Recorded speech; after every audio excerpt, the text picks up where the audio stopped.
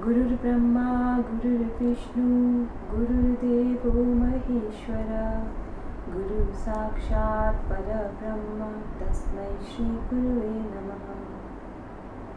सत्संग। कबीर जी कहते हैं, शीश दिए गुरु मिले तो भी सस्ता जान।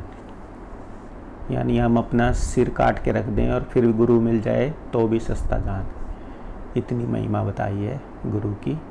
गुरु के बिना इंसान जानवर के समान है, क्योंकि जानवर में क्या है, उसमें समझ, विवेक, ज्ञान ये नहीं होता। और इंसान को अगर गुरु मिल जाए, गुरु नाम किस चीज़ का है? गुरु नाम है ज्ञान का, विवेक का, समझ का, अनुभव का।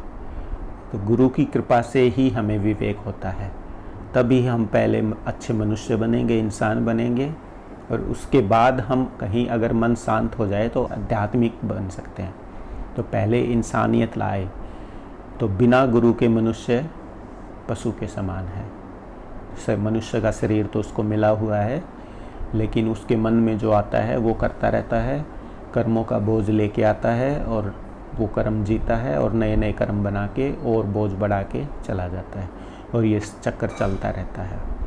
तो आपने पूछा था कि आपने सांसारिक सुख और आध्यात्मिक सुख, इन दोनों के बारे में बताना था। तो आज मैं उसके बारे में बताऊंगा कि सांसारिक सुख क्या है और आध्यात्मिक सुख क्या है, आंतरिक सुख क्या है। तो सांसारिक सुख है यहाँ का, इस संसार का सुख। परमात्मा ने हमें यहाँ भेजा है खेल खेलने के लिए। उस समुद्र में से, परमात्मा रूपी समुद्र में से, उसी की मौज से लहरें उठती हैं और बूंद बूंद निकल के, और वो यहाँ पे आके सुरतों के रूप में इंसान में आके खेल खेलती हैं अपना अपना। तो जिसके जैसे जैसे विचार होते हैं वो अपना जीवन जीता रहता है और खेल खेलता रहता है। लेकिन इस खेल में हम गड़बड़ क्या करते हैं?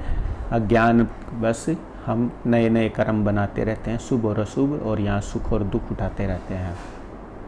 तो संसार के इस मृत्युलोक, इस पृथ्वी के संसार के जीवन में क्या है? सुख भी है और दुख भी है, और ये चक्कर चलता रहता है। और जब तक किसी आध्यात्मिक गुरु के पास नहीं जाएंगे, जो इस सुख दुख से परे एक परम पद ते सुख रहा समाई, जो उस सुख में नहीं रहता, वो हमें ये ज्ञान दे नहीं सकता। तो इस सुख दुख से परे, इस संसारिक सुख दुख से परे एक जीवन है, आध्यात्मिक जीवन, जो उसके अनुभव में रहता है या उसका ज्ञाता है या उसका विवेकी है। वो आपको बताएगा, ज्ञान देगा, धीरे धीरे आपका संसार बनाएगा। यानी शारीरिक शांति, समता, फिर मानसिक समता, आत्मिक समता, और फिर आध्यात्मिक बनाएगा आपको। तो वो ज्ञान है। तो इसी में उत्तर आ जाएगा कि सांसारिक सुख क्या है और आध्यात्मिक सुख क्या है। तो सांसारिक सुख यहाँ पे क्या है? जो हम खेल खेल रहे हैं, उसमें कर्मों के हिसाब से हम प्रारब्ध कर्म लेके आते हैं। उन प्रारब्ध कर्म में सुख दुख दोनों भोगते हैं, और फिर उसके प्रारब्ध को भोगते हुए क्रियमान कर्म करते हैं। और क्योंकि हमें अज्ञान है, इसलिए हम मनमुखी होते हैं। यानी मन में कोई विचार आया, हम उसके बारे में बार बार सोचेंगे, वो हमारा कर्म बन जाएगा, और फिर हम उन कर्मों को भोगते रहते हैं और नए कर्म बनाते रहते हैं। तो ये चक्कर चलने लगता है। तो जो जीव मनमुख होता है उसको पता ही नहीं चलेगा। उसकी हालत ऐसी समझ लो जैसे मकड़ा अपना जाल बुनता है, उसमें खेलता है, और फिर आखिर में उस जाल में फंस के मर जाता है। ऐसे ही मनमुख मनुष्य जो हैं वो कर्म बनाते रहते हैं। कैसे कर्म बनाएंगे? देखेंगे, सुनेंगे, पढ़ेंगे, संस्कार ले लेंगे, और एक हेरिडिटरी संस्कार लेके आते हैं।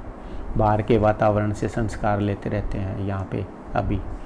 तो उन संस्कारों से फिर मन में विचार उठते रहते हैं, क्योंकि हमारी चेतना उनको ग्रहण कर लेती है, और फिर उन संस्कारों से, उन विचारों से खेलती रहती है, और खेलते खेलते किसी खास विचार को पकड़ के उसको बार बार सोचते रहते हैं हम, और फिर वो कर्म बन जाता है।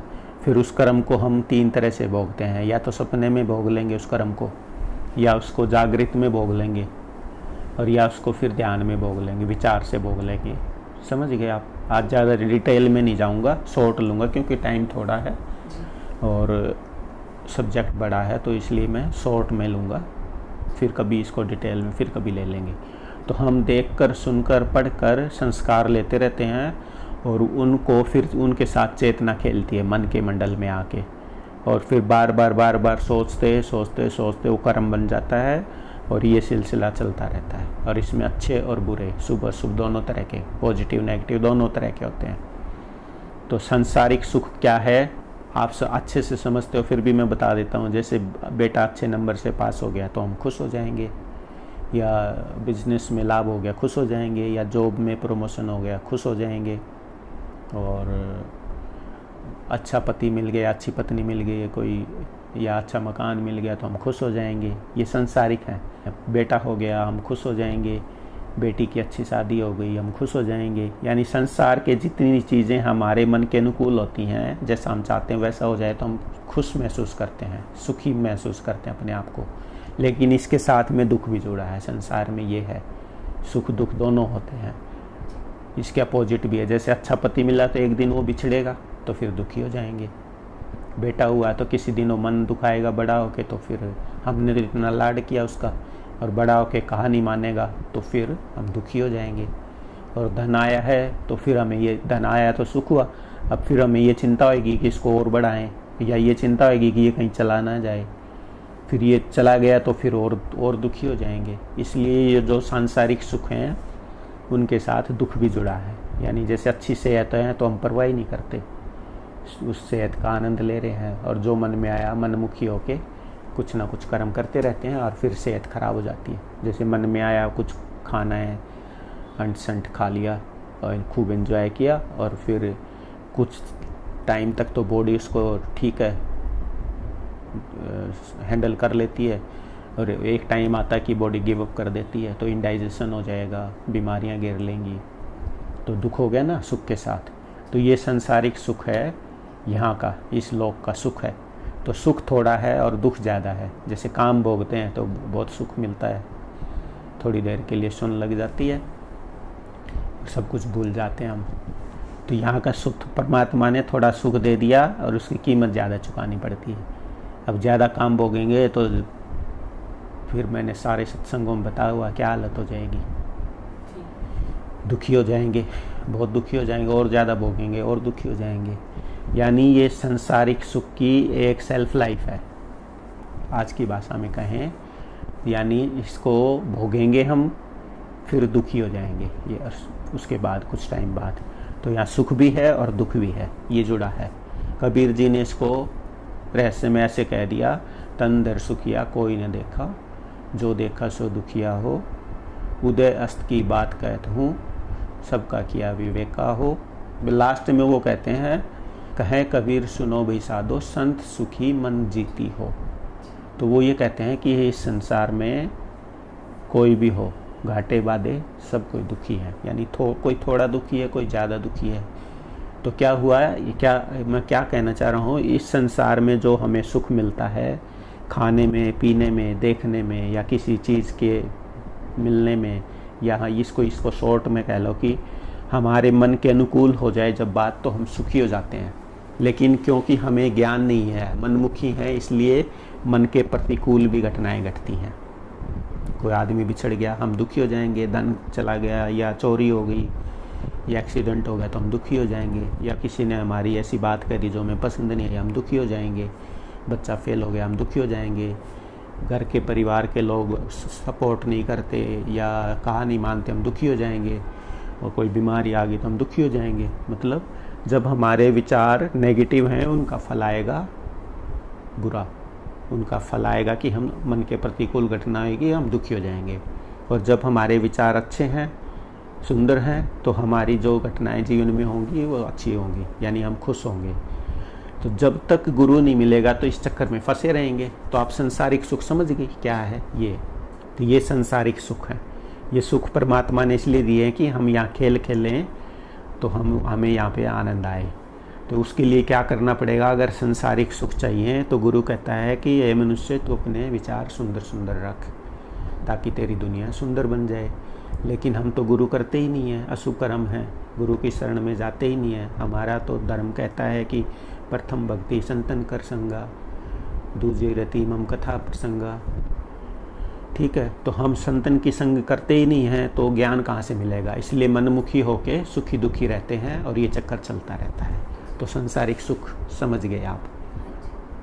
तो अब इसके आगे है आध्यात्मिक सुख।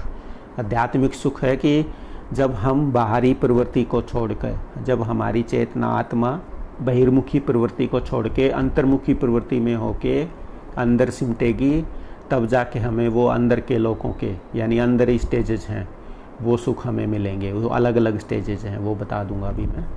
तो लेकिन वहाँ तक जा ही नहीं सकते। क्यों नहीं जा सकते? हमने कर्म बना रखे हैं। जैसे ही हम आंतरिक सुख का अनुभव करने के लिए बैठेंगे, ट्राई करेंगे, तो हमें कोई ना कोई इच्छा आके और उस बाहरी बहिर्मुखी कर देगी हमारी चेतना को। यानी हमारा योग लगेगा नहीं, ध्यान योग बनेगा नहीं, हमारा ध्यान योग भंग हो जाएगा, यानी मन चंचल होगा, क्योंकि हमें ज्ञान नहीं है। इसीलिए पहले किसी गुरु की शरण में जाओ। वहाँ पे सेवा बताई है 4 तरह की: तन की सेवा, धन की सेवा, मन बुद्धि की सेवा, फिर साधन अभ्यास की सेवा। तो तन की सेवा तो आपको कई सत्संगों में बता दी, धन की सेवा भी बता दी। सबसे ज़्यादा ज़रूरी है मन बुद्धि की सेवा, फिर जाके चौथी सेवा बनेगी। तो मन बुद्धि की सेवा से एक तो आपकी संसार ठीक हो जाएगा, आपकी संसारिक जो समस्याएं हैं वो आपको समझ आ जाएगी क्यों हैं, और आपके मन में शांति आ जाएगी। और फिर आप अगर जानना चाहोगे कि आध्यात्मिक सुख कैसे मिले, तो वो मन बुद्धि की सेवा से अगर आपकी इच्छा है तो आपको वो भी पता लग जाएगा कि यानी संसारिक ज्ञान चाहिए तो वो भी मिलेगा और आध्यात्मिक ज्ञान चाहिए तो वो भी मिलेगा। तो फिर अगर वो ज्ञान ले लिया और आपकी योग्यता होगी तो फिर आपको फिर चौथी सेवा करनी पड़ेगी, साधन अभ्यास की सेवा। उसके साथ साथ सत्संग सुनते रहो, तब जाके वो आध्यात्मिक सुख मिलेंगे आपको। यानी अंतर की जो स्टेजेस हैं, हमारी चेतना आत्मा अंतर्मुखी हो जाएगी। और फिर क्योंकि हमने कर्मों को जला दिया है ज्ञान से, तो फिर हमारा ध्यान भंग नहीं होगा और सहज में ही एक स्टेज ऐसी आएगी कि सहज में ही ध्यान लगने लग जाएगा अपने आप ही, अगर योग्यता है तो। और फिर वो अंदर का आध्यात्मिक सुख मिलेगा हमें। तो इसको कहते हैं सुख दुख से परे एक परम पद ते सुख रहा समाई। यानी जो संसारिक सुख दुख है उससे अंदर जाके हम उससे ऊपर उठना पड़ेगा, यानी मन के मंडल से आगे जाना पड़ेगा आत्मा के लोक में। और फिर चौथे पद में वहाँ पे हमें सूरत को शब्द अनुभव होता है, उसको कहते हैं आध्यात्मिक सुख। प्रकाश का या शब्द का अनुभव करते करते चौथे पद के अंत में उसमें समा जाएगी शब्द में ही सूरत, यानी योग हो जाएगा दोनों का, सूरत शब्द योग। तो उसको अनामी पद कहा है। तो वो तो बहुत दूर की बातें हैं। उससे पहले उस आध्यात्मिक सुख को प्राप्त करने के लिए क्या करना पड़ेगा वो मैं बताता हूँ, जो कि बहुत ज़रूरी है। ये बात माइकल भी पूछना चाह रहा है, लेकिन I am not good in English, so I am telling you in Hindi. अगर वो चाहेगा तो इसको इंग्लिश में कर लेगा, उसको समझ में आ जाएगा। If somebody can transfer this in English, so it will be better for Michael also. तो जितने हमने मनमुखी होके यहाँ पे कर्म बना रखे हैं, और कर्म बना रखे हैं इसलिए हमारी वहाँ पे अटैचमेंट है। तो जैसे जैसे वो एनवायरनमेंट आएगा, वो चीज़ें होंगी, तो हमारी अटैचमेंट हमारी अटेंशन को उधर खींच लेगी। जैसे अगर कोई कामी है तो उसको कोई सुंदर स्त्री दिखेगी, या लेडी है चाहे आदमी है, दोनों है, तो उसको वो अटैचमेंट खींच लेगी और उसका ध्यान भंग हो जाएगा। तो वो ध्यान योग करना चाहेगा तो ध्यान योग नहीं बनेगा, क्योंकि कामुकता से जो हमारा ब्रेन है वो ठीक से फंक्शन नहीं करता।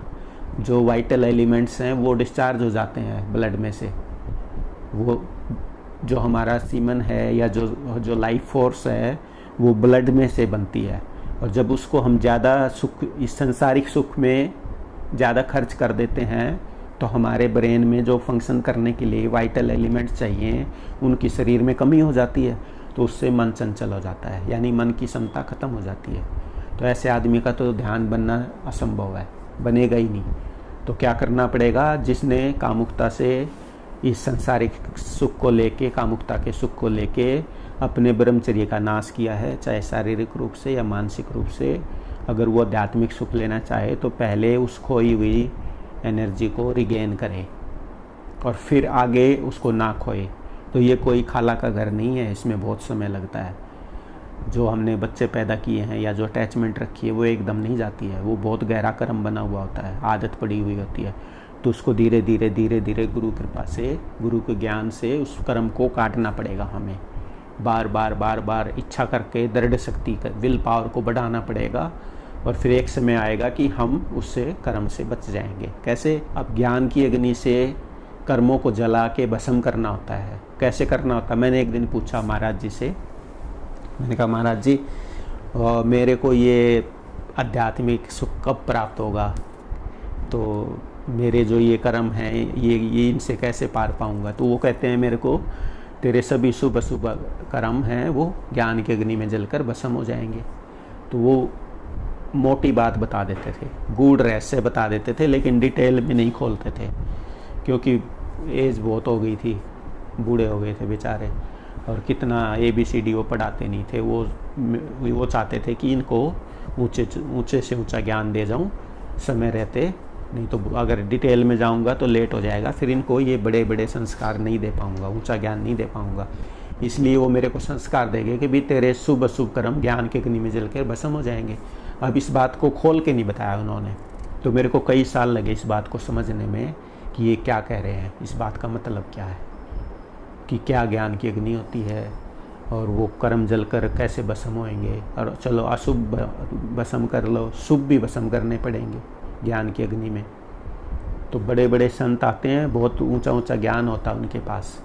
इसीलिए कबीर जी ने कहा है कामी तेरे, कितना ही महाकामी है वो भी, उसका भी एक न एक दिन उद्धार हो सकता है। कामी तेरे, क्रोधी तेरे, पापी तेरे अनंत, यानी कामी है, क्रोधी है, लोभी है, पापी है, तर जाएगा, उसका बेड़ा पार हो जाएगा अगर सत्संग लेके अपने कर्मों को ज्ञान की अग्नि में जला दे तो।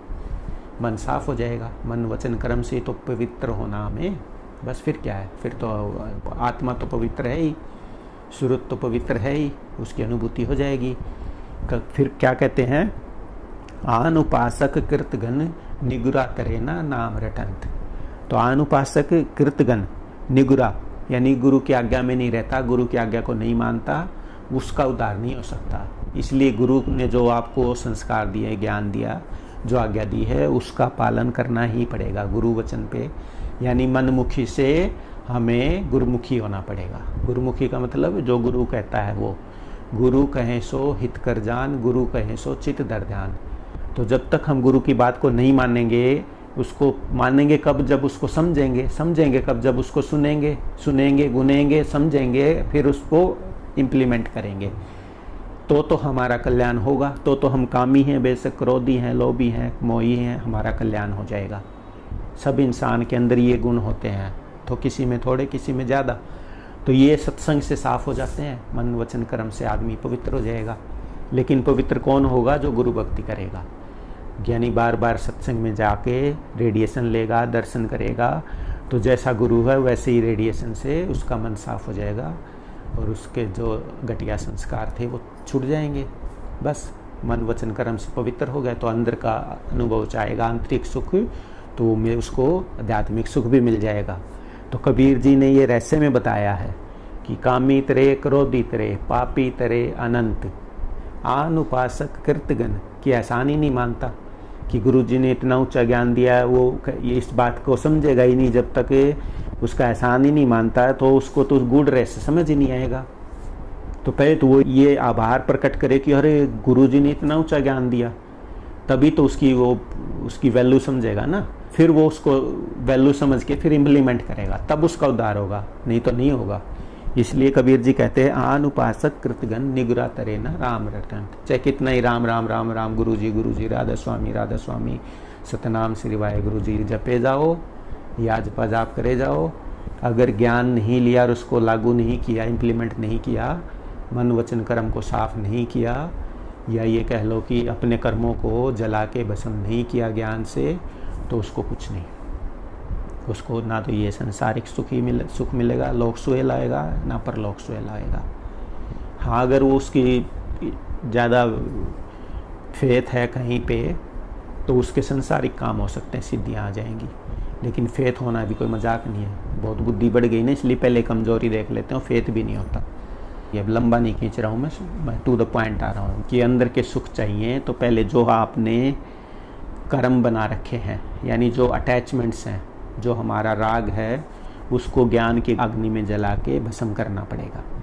तो राग से वैराग में जाना हमने, यानी अटैचमेंट से डिटैचमेंट में जाना है, तो नहीं जा सकते।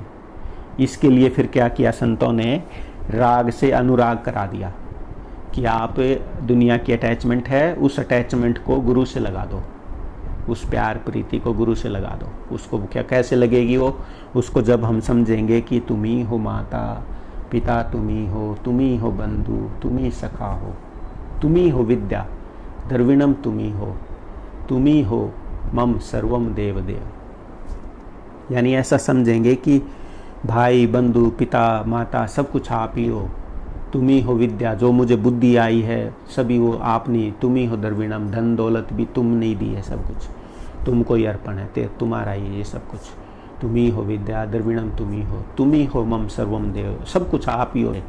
जब ऐसा बड़ा ऊंचा भाव समर्पित भाव आएगा तब हम उसकी कदर जानेंगे कुछ, और फिर उसकी बात को सुनेंगे, तब विश्वास बैठेगा, नहीं तो विश्वास भी नहीं बैठता। कहते हैं ना भी विश्वास करो, विश्वास का खेल है सारा। तो विश्वास शुरू में नहीं बनता है, जब हम उसकी कुछ कदर करेंगे, उसकी बात को ध्यान से सुनेंगे, तब जब वो बात कही हुई सही होगी तब विश्वास बैठता है। तो ऐसे विश्वास नहीं बैठता, पहले श्रद्धा होनी चाहिए, फिर उसकी बात सुनेंगे, वो सच्ची होंगी, तब हमारी बुद्धि कहेगी ठीक है, तब विश्वास बैठेगा। तो पहले हमारा ब्लाइंड फेथ होता है, और फिर जब गुरु की बात को समझ के फिर हम उसको फेथ विद नॉलेज यानी ज्ञान का विश्वास होता है, वो अटल होता है। ब्लाइंड फेथ तो कभी भी टूट जाएगा, ब्लाइंड फेथ। इस वजह से पहले श्रद्धा का होना जरूरी है, धर्म श्रद्धा पे विश्वास पे टिका है। तो श्रद्धा होगी तो हम बात सुनेंगे तो विश्वास बनेगा, और फिर हम कुछ करेंगे। ये सबसे पहला स्टेप है कि श्रद्धा होनी चाहिए। तो बड़े शुभ कर्म होंगे जब श्रद्धा होगी। शुभ कर्म क्या है, हम ये सोचेंगे कि सत्संग में जाएं, हम जो तो जीवन जी रहे हैं ये तो सुख दुख का जीवन है, अच्छा जीवन भी कुछ होता है वो सीखें। तो ये कोई बार बार सोचेगा, वो समय निकाल के अपना घर बार का, घर के कितने बंधन है, देखो पति है पत्नी है बच्चे हैं दादी है नानी है, कितने रिश्तेदार हैं भाई बंधु हैं, सबको छोड़ के काम धंधा सब छोड़ छाड़ के सत्संग में आना पड़ता है। तो जिसके शुभ कर्म है वो आएगा, नहीं तो आ ही नहीं पाएगा, इतने बंधन है जीव के सिर पे, कहाँ कैसे छोड़ के आ जाएगा। लाखों का बिजनेस चल रहा है, कैसे छोड़ के आ जाएगा, या घर में कोई बीमार है कैसे छोड़ के आ जाएगा। मैं ये नहीं कह रहा संसार की ड्यूटी ना करो, करो, लेकिन संसार में ही फंसे रहे तो उसी में फंस के मर जाएंगे मकड़े की तरह। इसलिए समय निकाल लो, इसलिए ज्ञान ले लो, संतन कर संगा, संतन की संग करो विद फेथ। पहले ब्लाइंड फेथ होगा, फिर जब हमें ज्ञान मिलेगा तो फिर फेथ विद नॉलेज हो जाएगा, फिर विश्वास अटल हो जाएगा। उसको कहते हैं निश्चयात्मक बुद्धि, कि अभी हाँ भाई यही ठीक है। तब हम ज्ञान, तब हमारी स्टार्टिंग होगी ज्ञान लेने की।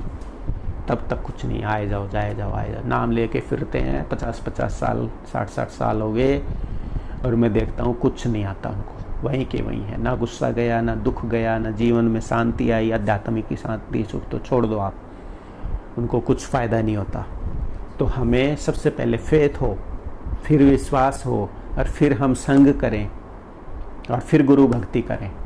और गुरु भक्ति में उसकी बात को सुन के, और कब सुनेंगे, जब उसको परमात्मा समझें। वो परमात्मा नहीं है, suppose there is no god but make one, मान लो कि ये परमात्मा है, वो है नहीं है, हमें इस झगड़े में नहीं पड़ना है।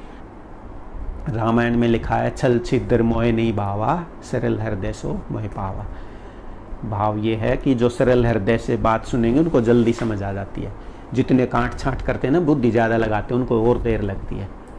तो अगर आपकी श्रद्धा है विश्वास है तो सीधे, जब गुरु आपको सीधा रास्ता बताने लग रहा है तो करना क्या, बात को सुनो, गुरु भक्ति करो, समझो उसको, बार बार उसको सुनोगे समझोगे तो दिमाग में बैठ जाएगी आपके। और जब ज्ञान ही हो गया, ज्ञान क्या है अब वो समझ लो।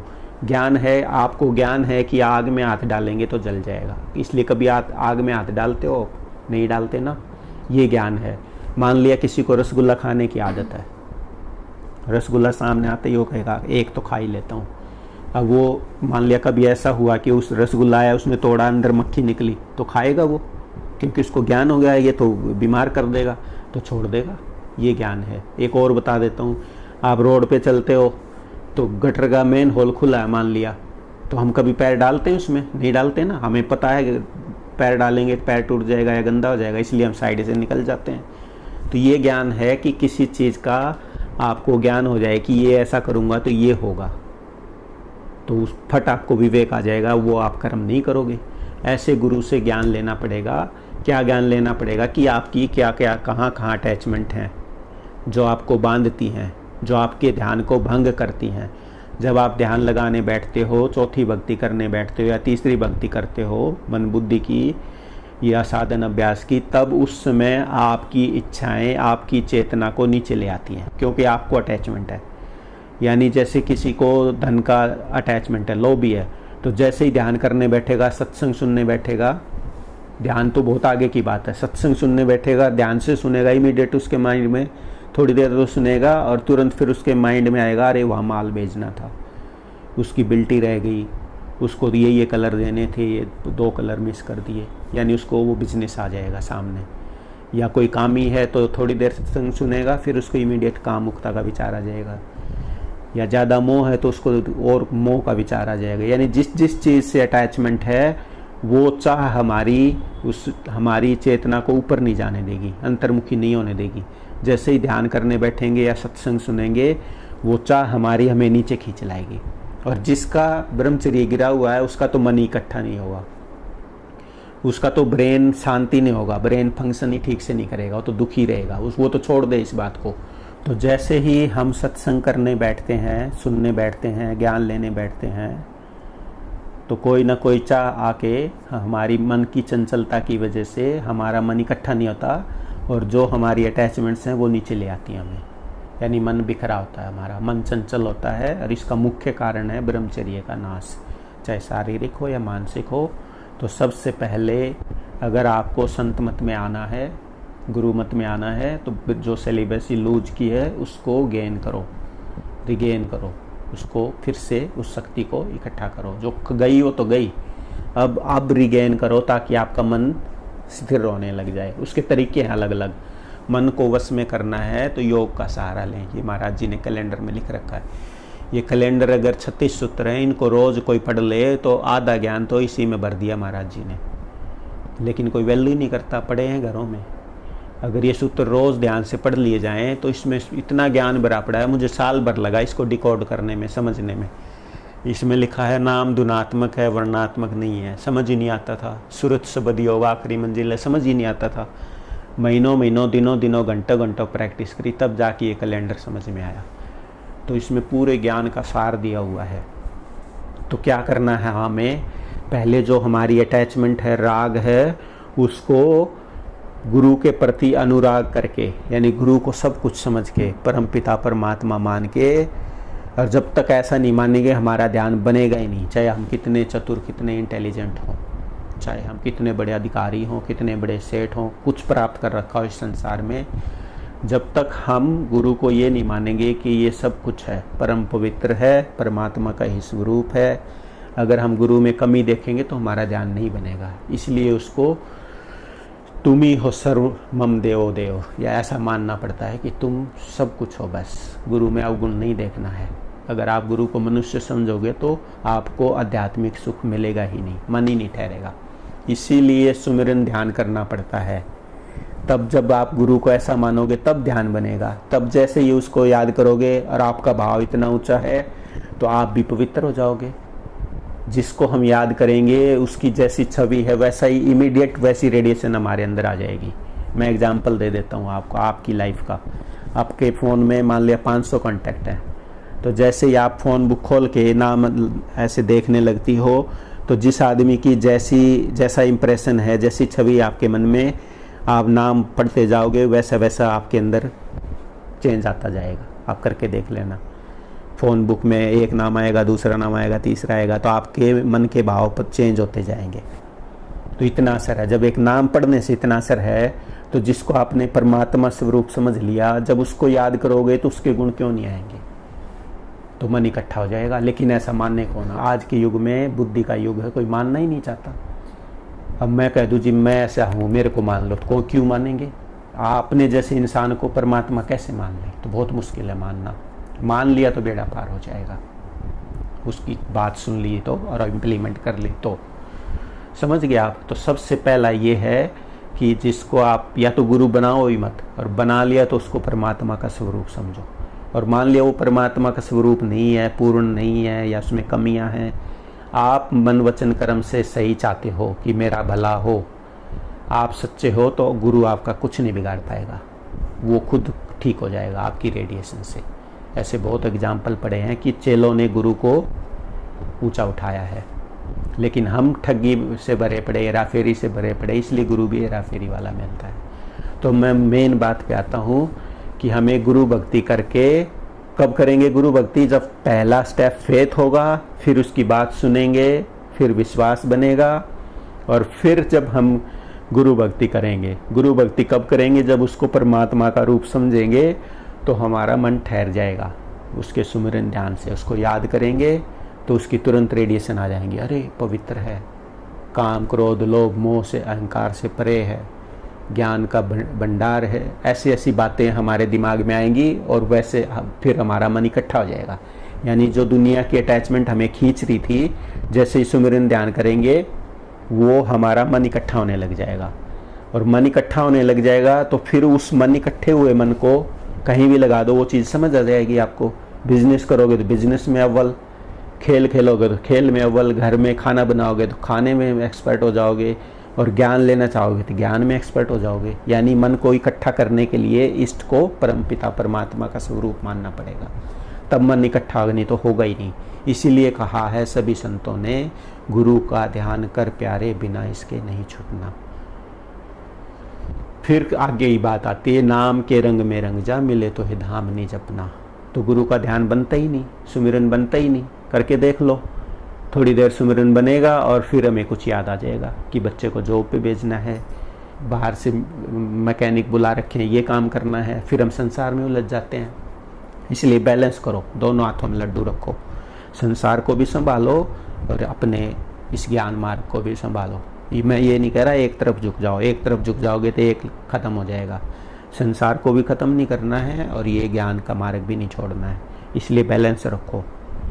तो जब दुनिया के काम करो भूल जाओ सत्संग वगैरह, सब दुनिया के काम करो, वही मन लगा दो पूरा, तो काम सिद्धि आ जाएगी काम में फटाफट। वो ऐसे ऐसे आइडिया आएंगे, फटाफट काम होने लग जाएंगे।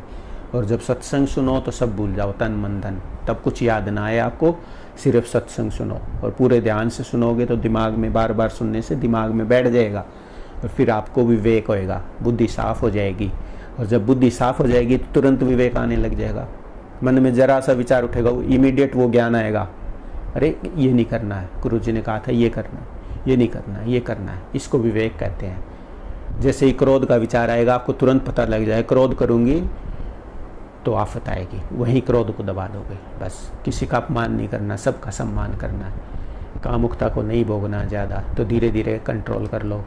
यानी जो आप चाहते हो, आपकी विल पावर बढ़ने की वजह से वो सारी इच्छाएं पूरी हो जाएंगी, शुभ भी पूरी हो जाएंगी, अशुभ भी, घटिया भी पूरी होंगी, बढ़िया भी। इसलिए सबसे पहले सत्संग से मन को साफ करो, मन को, वचन को, कर्म को पवित्र करो। इसलिए सुमिरन ध्यान नहीं बताया जाता शुरू में, इसलिए साधन अभ्यास नहीं बताया जाता, आखिरी में बताया जाता है। पहले अपने जो गंदे विचार हैं उनको साफ कर लो, काम क्रोध लोभ मोह अति के विचार हैं उनको ठीक पहले उनको धो लो।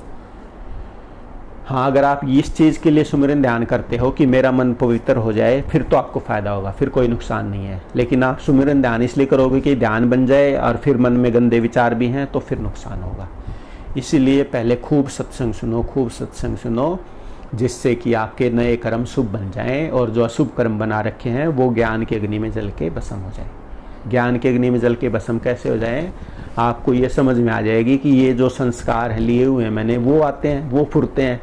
चेतना जब मन के मंडल पे आती है तो वो विचार आते हैं और उनसे मैं खेलती रहती हूँ, तो ये तो माया है, ये सत्य नहीं है। जब वहाँ से चेतना हट जाएगी तो विचार पड़ा रहेगा, उसमें फंसेगा ही नहीं। हम मन के मंडल में लाके सूरत को और फिर विचारों के साथ खेलते हैं और फिर सुखी दुखी होते रहते हैं। तो उसको अलग करना है, उसको चेतना को मन से ऊपर उठाना है। तो कब उठाएंगे? जब हमारा मन ज्ञान ले लेके जितने भी अशुभ कर्म हमने बना रखे हैं, जितनी अटैचमेंट्स हैं, वो गिरानी पड़ेंगी। इसको कहते हैं ज्ञान की अग्नि में जला के शुभ कर्मों को भस्म करो। तो बार बार सत्संग सुन के आपकी बुद्धि साफ होएगी और फिर विवेक आएगा, और विवेक से फिर जब जैसे ही वो सिचुएशन आएगी वहीं तुरंत आपको पता चल जाएगा what to do, what not to do, dos and don'ts. तो आपको पता चल जाएगा ये करना है ये नहीं करना है। तो आप मन में उसको मन में ही काट दोगे तो एक्शन में होगा ही नहीं फिर वो। तो ये ज्ञान से ऐसे कर्मों को, अटैचमेंट्स को जलाना पड़ता है। और ये एक दिन का काम नहीं है, इसमें बहुत मेहनत करनी पड़ती है, टाइम लगता है। लेकिन गुरु मिले तो क्या कमाना। गुरु मिल गया तो देखो जरा सी बात में ही, जरा सी बात कह के आपके ऐसे ऐसे कर्मों को ख़त्म कर देगा। आपका मार्ग आसान हो जाएगा। ये नहीं है कि कुछ नहीं करना पड़ेगा, लेकिन ज़्यादा आपको मत्थापच्ची नहीं करनी पड़ेगी। जैसे मेरे साथ हुआ कि बहुत से कर्म तो उन्होंने जरा सी चलते फिरते बात कही और मेरे दिमाग में बैठ गई और वो झंझट ख़त्म। इसीलिए कहा कि गुरु मिले तो क्या कमाना। तो आप ये समझ गई, जितनी अटैचमेंट्स हैं, अशुभ कर्म है, खासकर काम, क्रोध, लोभ, मोह की अति के, गुस्से के, नफरत के, ईर्ष्या के, ये सब विचार हमें पहले छोड़ने पड़ेंगे। जो इनसे भरा पड़ा है वो तो हवा खाए, उसको तो आध्यात्मिक ज्ञान की प्राप्ति हो ही नहीं सकती, बल्कि वो तो अपना नुकसान और करेगा, उसको तो मानसिक शांति भी नहीं मिलेगी। इसीलिए पहले लोक को सुखी बनाओ, तब पर लोक सुहेला आएगा। तो क्या करना है आपको, गुरु भक्ति करो।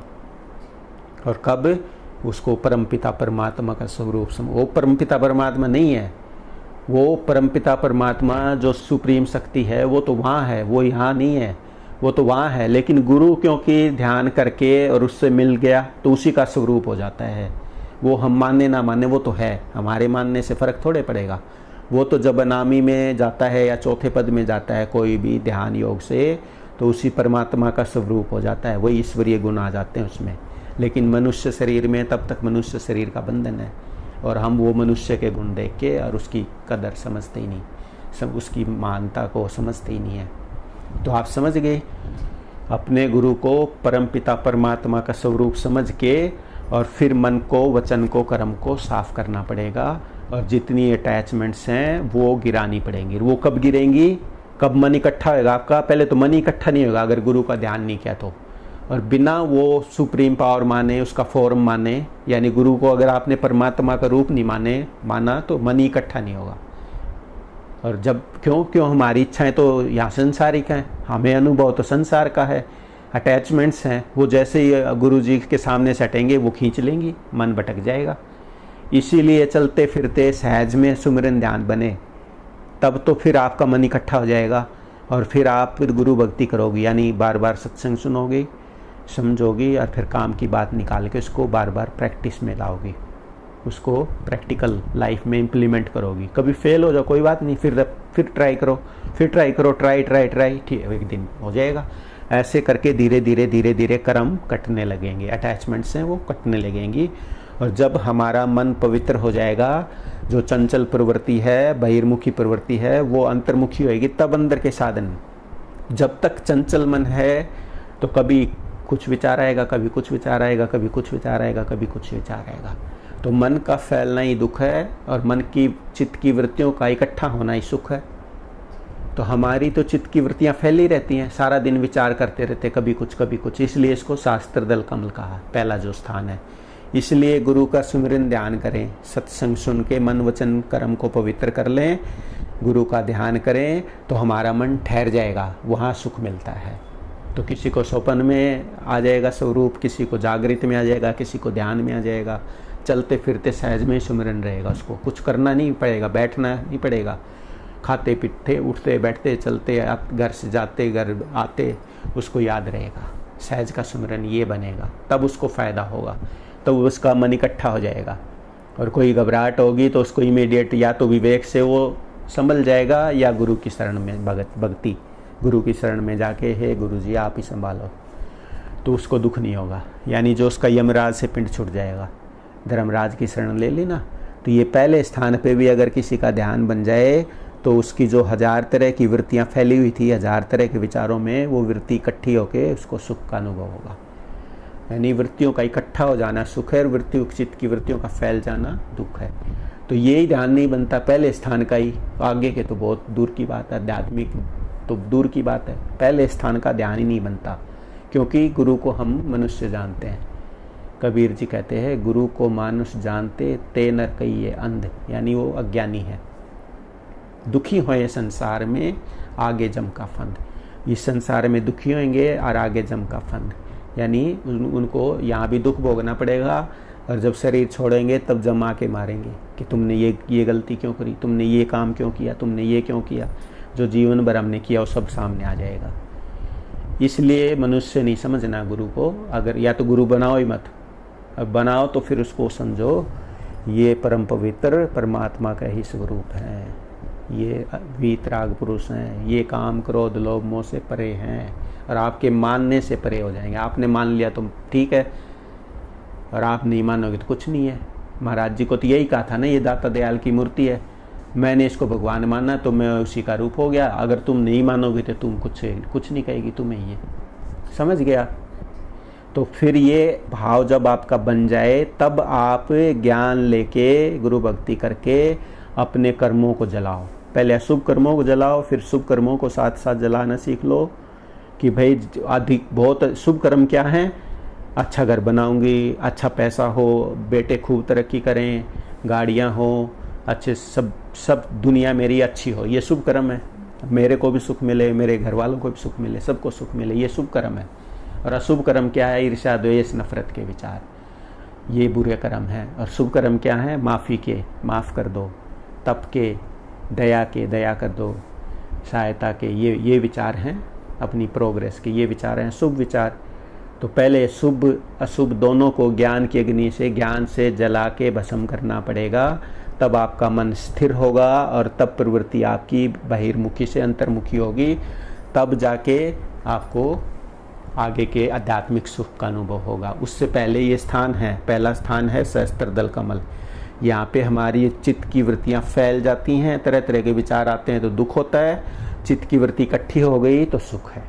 फिर दूसरा स्थान है ज्ञान का, तो गुरु भक्ति करोगे तो त्रिकुटी लगने लग जाएगी। वहाँ पे जाके आपको सिर्फ एक ही विचार है कि जो आप जानना चाहते हो उसी का उत्तर मिल जाएगा आपको। चाहे संसारिक चीज़ जानना चाह रहे हो तो वो उत्तर मिल जाएगा, और आध्यात्मिक जानना चाह रहे हो तो वो भी उत्तर मिल जाएगा। तो यहाँ ध्यान करना पड़ेगा बहुत दिन तक, तब जाके ताला खुलेगा, रहस्य खुलेगा।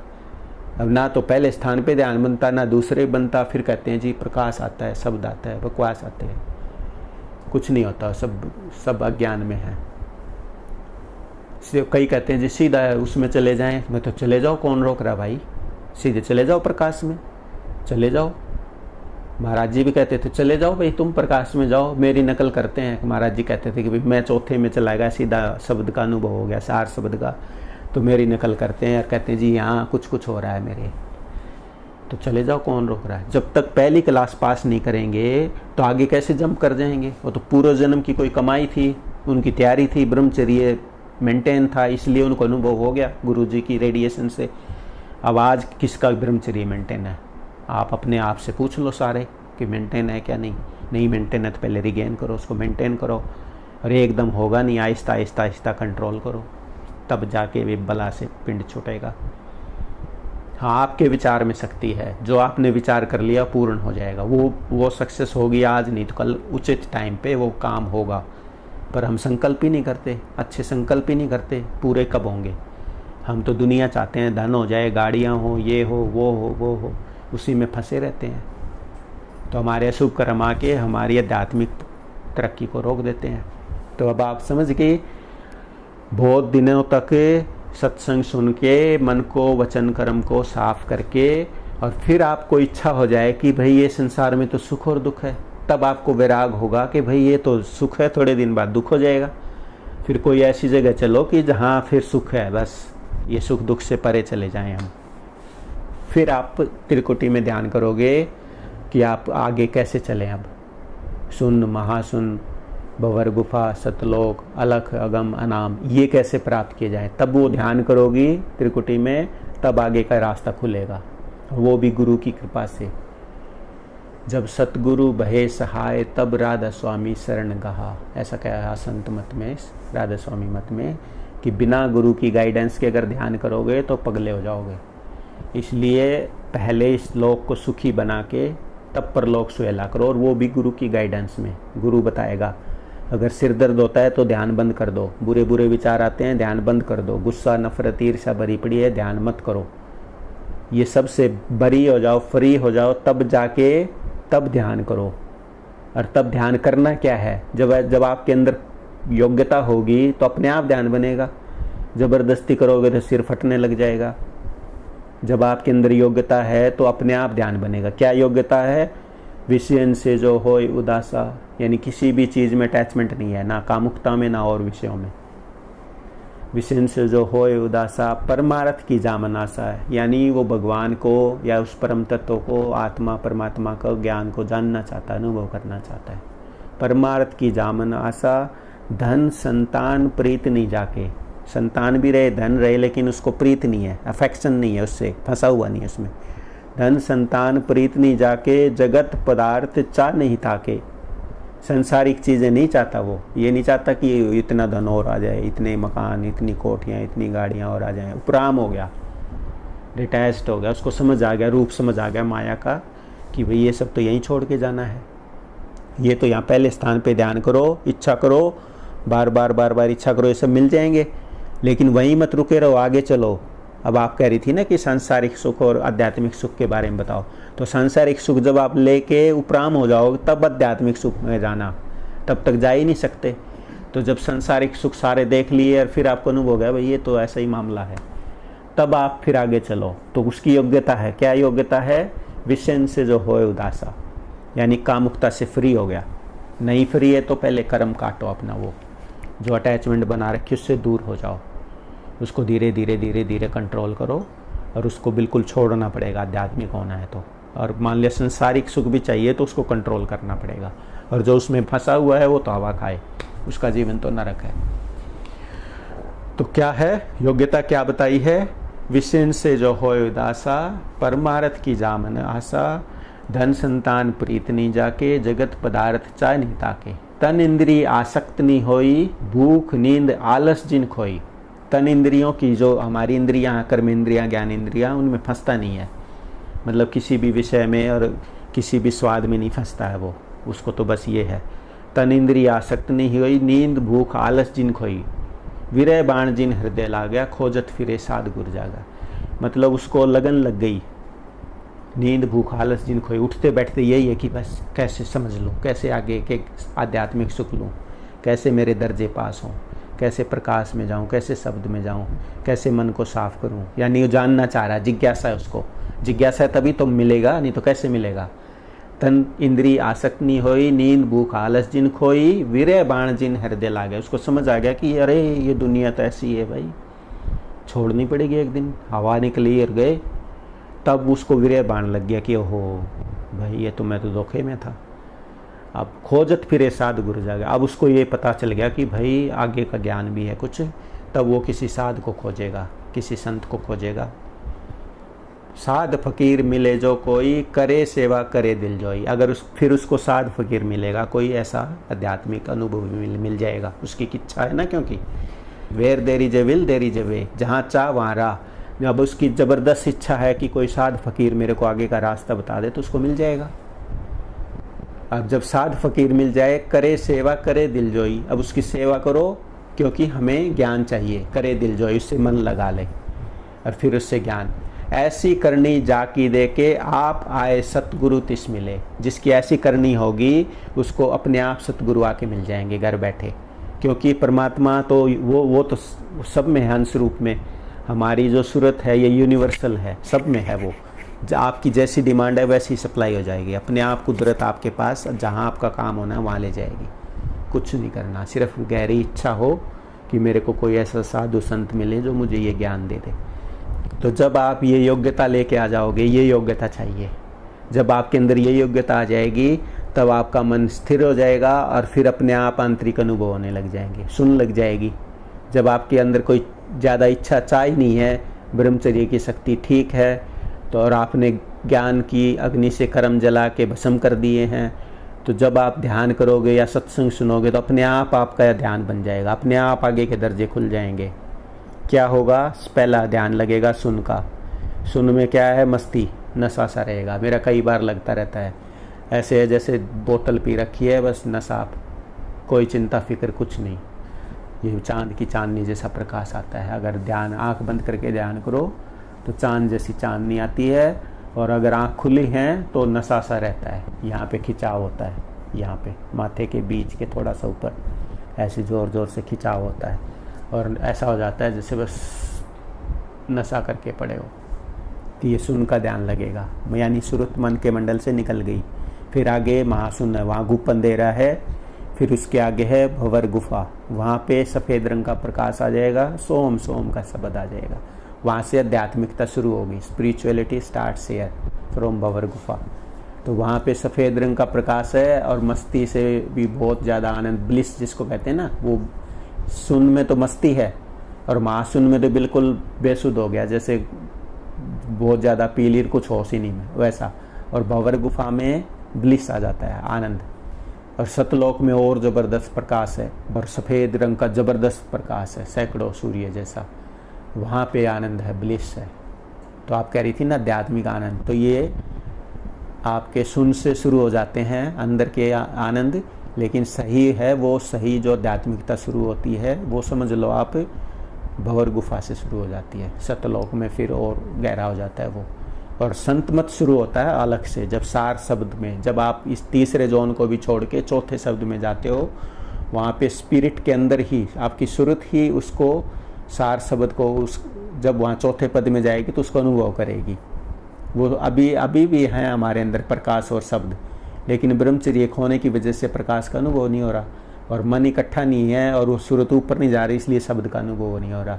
तो जब आप गुरु भक्ति से अपनी क्वालिफिकेशन लेके आएंगे तब वो सुरत ध्यान योग से सहज में ही, सहज योग से चौथे पद में जाएगी। वहाँ जाके उसको सिर्फ शब्द का अनुभव होगा, कोई प्रकाश नहीं है वहाँ पे, और वो शब्द सुनेगी, वो है संत मत, वो संतों का साधन है। उससे नीचे के साधन दूसरे, वो संत मत नहीं है। संत मत उससे चौथे पद से स्टार्ट होता है, जहाँ सुरत शब्द योग। और फिर उस शब्द को सुनते सुनते, और कब सुनोगे, जब ब्रह्मचर्य मेंटेन करोगे। अगर ब्रह्मचर्य फिर खो दिया तो फिर क्या होगा, ना प्रकाश आएगा, वो प्रकाश आता था वो भी चला जाएगा, शब्द आता था वो भी चला जाएगा, फिर गिर जाएंगे। इसीलिए सावधान रहना है, सत्संग सुनते रहना है ताकि आप गिरो ना, आपको वो आनंद मिलता रहे, दुनिया से वैराग रहे, और फिर आप वो अनुभव करते करते करते करते उसी में मिल जाओगे शब्द में एक दिन। उसको अनामी कहते हैं, अब वहाँ पहुँच गए, उसको कहते हैं सेल्फ रियलाइजेशन, यानी आपको आत्मज्ञान हो गया, उसको अनुभूति होगी आपको अपने आप की। तो अब आपको गुरु सत्संग देगा कि भाई ये दुनिया का खेल तो ऐसा ही है, टेम्परेरी है, यहाँ सारे काम करो, अपने संसारिक ड्यूटी करो, कर्जा उतारो, प्रारब्ध कर्म भोगो, सुख दुख जो आपके लिखा के लाए वो भोगो, और साथ में ये योग थोड़ा थोड़ा बीच में जब टाइम मिले अनुभव करते रहो। लेकिन दुनिया मत बिगाड़ना अपनी, साथ साथ ये अनुभव भी करो और दुनिया का लेना देना प्रारब्ध कर्म भी पूरे करो। और फिर आखिर में अगर इसी स्थिति में, सुरत शब्द योग की स्थिति में ही, और आपने शब्द को सुनते सुनते शब्द में मिल गए और वहीं शरीर छोड़ दिया, तब मोक्ष प्राप्त होगा। और जब तक जो ज़िंदगी है आपकी सेल्फ रियलाइजेशन के बीच में, मृत्यु तक के बीच की जो ज़िंदगी है वो जीवित मुक्त अवस्था है। यानी आपको सब ऐसा लगेगा सब परमात्मा की लीला है, सब ये जिधर देखता हूँ उधर तू ही तू है। तो तब तक वो आनंद लेता रहेगा इसका, ये आध्यात्मिक आनंद, वो ये आंतरिक सुख इसको कहते हैं, ये आध्यात्मिक सुख है, ये स्पिरिचुअलिटी है। तो सांसारिक सुख आप समझ गई, आध्यात्मिक सुख समझ गई, और इसके लिए क्या क्वालिफिकेशन है और क्या करनी पड़ेगी ताकि रहनी बन जाए, ये है। तो आप समझ गई क्या है वो। तो ये ज़्यादा देर ना लगा के आपको शॉर्ट में समझा दिया। तो ज्ञान की अग्नि से कर्म जलाने पड़ेंगे, शुभ और अशुभ दोनों, तब वहाँ सूरज जाएगी। और ब्रह्मचर्य इसमें सबसे ज़रूरी है। कई मानते ही नहीं है, मैं कहता हूँ ब्रह्मचर्य का पालन करो, कह रहे मैं तो कर रहा हूँ जी, मैंने तो ऑपरेशन करा रखा है। वो तो ऑपरेशन तो शरीर का करा रखा है भाई, मन का तो नहीं करा रखा। अगर मन में तुम लेडी का ध्यान करोगे तो लेडी आ जाएगी और ब्रह्मचर्य की शक्ति निकल जाएगी। इसलिए सबसे ज़रूरी है ब्रह्मचर्य की शक्ति पहले, और फिर आप ज्ञान लेके अपनी जितनी अटैचमेंट्स हैं उनको डिलीट कर दो, तो ध्यान बनेगा। नहीं तो ध्यान करने बैठोगे, जो संसारी का भाव है या जो अटैचमेंट है वो आपको नीचे खींच लाएगी, ध्यान बनेगा ही नहीं। और ज़बरदस्ती करोगे तो दिमाग ख़राब हो जाएगा, और एक बार ख़राब हो गया तो फिर ठीक भी नहीं होता। तो आप समझ गए अच्छे से। तो ये है गुरु की कृपा कि आपको ज़्यादा मत्थापच्ची नहीं करनी पड़ती। इसको कहते हैं गुरु मिले तो क्या कमाना, यानी आपको थोड़े से ही मेहनत में ही सब कुछ प्राप्त हो सकता है। अगर कोई अनुभवी गुरु, ज्ञानी गुरु मिल जाए और गुरु की दया हो जाए आप सेवा करो, संगत करो, दर्शन करो, सत्संग सुनो, तो ज़्यादा मेहनत नहीं करनी पड़ेगी, बस आपकी श्रद्धा विश्वास का खेल है। समझ गए? ये है, कोई शास्त्र नहीं पढ़ने, कोई वेद पुराण नहीं पढ़ने, कोई मूर्तियाँ नहीं पूजनी, सीधे जाओ, बात सुनो, समझो और उसको इम्प्लीमेंट करो, बस इतनी सी बात है। ये संत मत है। समझ गए? तो स्तुति गुरु की पढ़ो, कृपा करो, महाराज जी लालचंद जी कृपा करके घर बैठे हमारे ऊपर, तो संसार सुखी होगा इनकी कृपा से। तो इसीलिए मैं कहता था इनको बार बार, तुम ही हो माता पिता, तुम ही हो बंधु सखा, तुम ही हो विद्या द्रविणम, तुम ही हो मम सर्वम देवो देवा। तो ये स्तुति इसलिए करी जाती है कि आपको सांसारिक शांति चाहिए तो भी गुरु ज्ञान से मिलेगी, और आध्यात्मिक तरक्की चाहिए, मोक्ष चाहिए तो वो भी गुरु के अधीन है। तो गुरु की महिमा जाने ना ऋषि मुनि। तो ये इतनी बड़ी महिमा है गुरु की कि आपका अगर शुभ कर्म है तो कोई सच्चा गुरु मिल जाए और आपको ज्ञान दे दे तो आपका जीवन सुखी हो जाए। तो जीवित शांति चित्त बसे, अंत में सतगुरु देश। तो पहले जीवन को सुख शांति का बनाओ, बाद में आगे की बात करना। ठीक है? समझ गए? जय गुरुदेव।